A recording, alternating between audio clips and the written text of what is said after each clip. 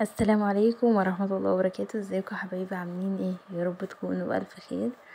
النهارده جايلكم فيديو جديد وروتين جديد.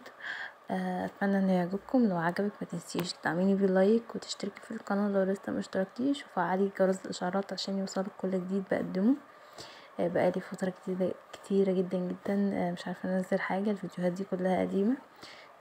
مش عارفه اسجل ومش عارفه اعمل اي حاجه. الحمد لله في ظروف كده، فان شاء الله تعدي وارجع انزل يعني من تاني. هنا بقى عندي المطبخ حرفيا يعني عبارة عن مواعين عايزة تتحط، يعني مغسولة ونظيفة وكل حاجة، عايزة بس ترجع مكانها. بس ما يعني الفترة دي اصلا مش عارفة، مفيش اي طاقة لأي حاجة، فالحمد لله. انا حتى حبيت اسجل وكده بحيث ان الواحد يحاول يرجع ويفوق ويرجع احسن من الاول كده، خير يعني. هنا بقى ابتديت ارجع كل حاجة مكانها. انا هنا كنت يعني مشطبة المطبخ، بس طبعا الحاجات دي بتبقى بسيبها تتصفى على الحوض وكده، عشان طبعا الحاجات دي مينفعش ترجع بميتها او اي حاجة في المطبخ نفسه. وهنا كده بقى مسحت الرخامة وظبطتها. هنا بقى كنت حبيت اشارك معكم كده، هي يعني هي عادي اكل عادية، بس اول مرة اعمل يعني الطريقة دي. هنا حطيت لبن وحطيت عليه كده عصرة ليمون عشان يعمل ريب شوية، لان ما كانش عندي زبادي. فلما بيكون عندك لبن بتحصري عليه ليمون او بتحط عليه حبة خل عشان يعمل زي اللبن الريب، فتقدري تستخدميه في التتبيلات، وتقدري تستخدمي اللبن العادي برضو، بس احسن يعني يكون زي الريب. وهنا بقى حطيت عليه حبة صويا صوص، يعني قد مثلا معلقة كده. يعني ده اختياري، انت ممكن تحطيه او ممكن ما تحطوش براحتك، بس انا بصراحة بحب الصويا صوص قوي. وهحط هنا كمان بابريكا، وحطيت هنا بهارات، ودي كزبرة ناشفة. توابل يعني المحتاجة، اي توابل عندك انت بتحبيها بتفضليها ممكن تحطيها عادي، مفيش اي مشكلة. وحطيت كمان فلفل اسود، عندي حب الفلفل الاسود رهيب بصراحة. وهحط كمان بصل بودر وتوم بودر، لان هنا طبعا ما حطيتش اي يعني بصل صحيح او كده، او كنت ممكن احط مية بصل، بس يعني ما كنتش هستخدم البصلة نفسها فحرام يعني، فما استخدمتوش. حطيت عادي بصل بودرة بديل يعني ليه. ممكن انتوا لو هتستخدموا البصل نفسه ممكن تعملوا تصفوه وتاخدوا المية بتاعته تستخدموها عادي جدا واحسن كمان، بس عشان البصل ما يتحرقش وكده. هنا بقى عملت التتبيله وحطيت الملح. هنا هحط صدور فراخ مخليه بس كامله، مش بانيه، يعني هحطها كامله، وبعمل فيها فتحات كده عشان بس تدخل فيها التتبيله، وهتبل كل الكلام ده مع بعض. وهحطها بقى بعد كده في الصينيه. انا مسبتهاش في التتبيله شويه اكتر لان احنا كنا عايزين نتغدى. وحطيتها شويتها سليمه في الفرن، عملت معاها طحينه وبطاطس محمره.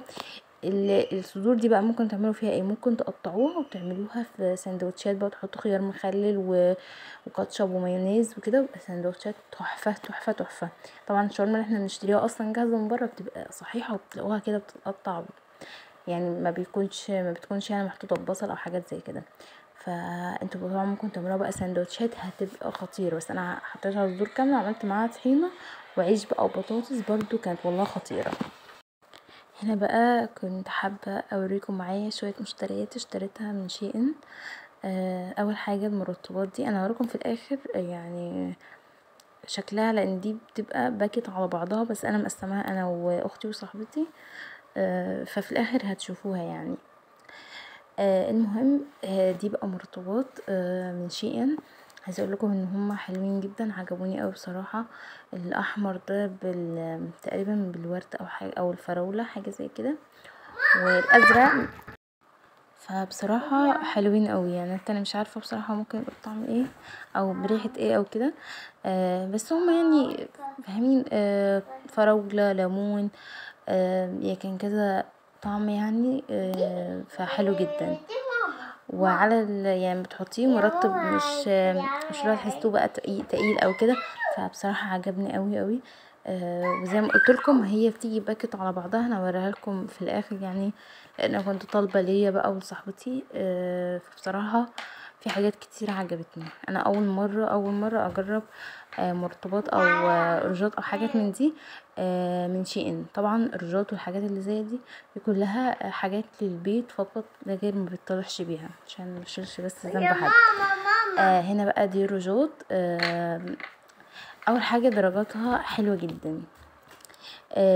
بصوا ثباتها حلو، يعني ما بتتشالش الا اذا انت بقى شلتيها بقى يعني بميه جامد او كده بتتشال، غير كده بصراحه ما اتشالتش معايا خالص. وحلوه جدا والوانها واضحه جدا. انا كنت بوريكم يعني اسماء الدرجات او كده. انا ناسيه اصلا الالوان وكده عشان بصراحه انا الفيديو مصوره بقالي فتره. المهم في واحد فيهم لونه نحاسي كده، بس درجته حلوه جدا جدا جدا بجد. يعني انا عجبوني قوي.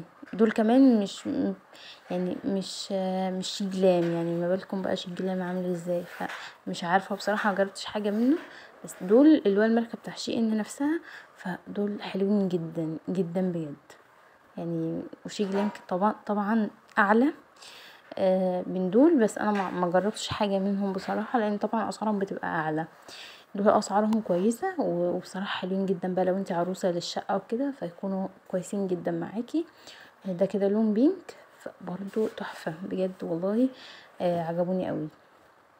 انا بصراحه اول مره يعني انا ممكن اجيب منهم لبس او حاجات زي كده، بس ما جبتش خالص ميك اب او حاجات من دي بصراحه. وجبت كمان النضارات بتاعتهم حلوه قوي قوي بجد.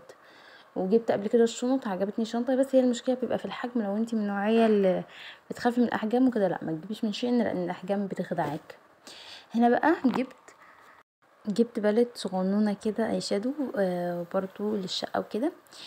هوريها لكم برضو دلوقتي. بصراحه هي حلوه، الوانها حلوه جدا. بس انا جبت واحده تانية بقى لصاحبتي يعني تشيلها في جهازها وكده. جبتها لها، هوريكم برضو متهيألي ممكن تشوفوها في الاخر. انا كنت طالبه اوردر ليا بقى والاخت وصاحبتي وناس تانية برضو، كانت كذا حد طالب مني حاجات، لان انا عندي فيديو كده. بصراحه بتاعتها كانت كمان احلى بكتير جدا، والوانها صريحه وتحفه. بس هي طبعا عشان عروسه وكده، فالالوان طالبه لها حاجه يعني الوانها صريحه جدا. انا بالنسبه لي دي كويسه، بس يعني لو انتي حابه حاجه تكون اوضح من كده ففي حاجات تانية بصراحه، بس دي سعرها رخيص يعني. دي عامله 95 جنيه، فمش حاجه بصراحه.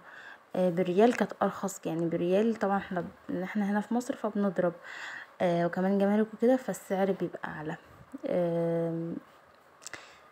يعني هي سعرها حلو جدا. المهم دي كده الباكت على بعضها بتاع المرطبات. شايفين انا كنت طالبه باكيتين حرفيا، واحده ليا انا وصاحبتي واختي، وواحده كانت حد طالبها مني. بصراحه والله يعني حلوين جدا جدا كمان، والحاجات جايه تغلفها كويس قوي. دي بقى كده بوريها لكم، بتبقى بقى يعني باطعم مختلفه بقى، ليمون فراوله كده يعني. ودي الباكت بتاع الروج برضو بتيجي كلها مع بعض، الوانها خطيره خطيره خطيره. والنضارات زي ما قلت لكم، النضارات حلوه جدا جدا. وانا كمان جبت الاضاءه دي تحفه، بس في فيديو تاني ان شاء الله اجربها لكم في فيديو تاني.